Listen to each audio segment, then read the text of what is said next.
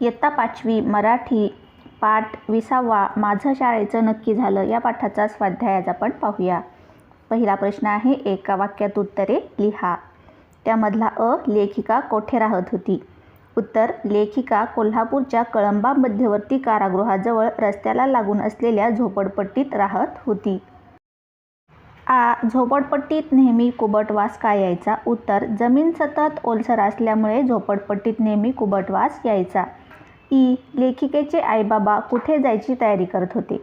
उत्तर, लेखिकेचे आईबाबा बोरगावला असलेल्या पालांवर जायची तयारी करत होते। ई, दादा इमीला आईबाबांबरोबर पाठवायला का तयार नव्हता?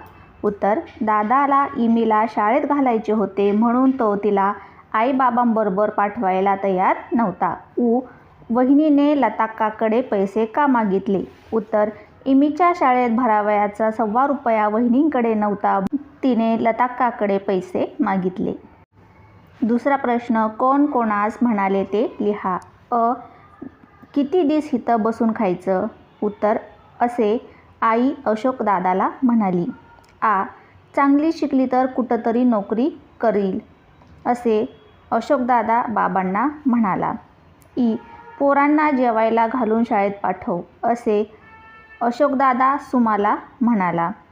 ई, मुलीचं पूर्ण नाव काय? असे शाळेतल्या बाई सुमा वहिनीला म्हणाल्या।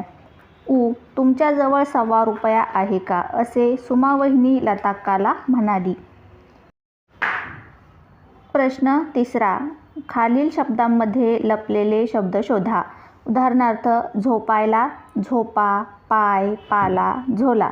आजकाल या शब्दामध्ये आज, काल, काज। घालताना या शब्दामध्ये घाल, लता, ताल, ताना, नाल। माम्याजवळ या शब्दामध्ये माझ्या, माव, माळ, जमा, जळ, जवळ, मावळ। 4, आठवण, आठ, आण, आठव, वण।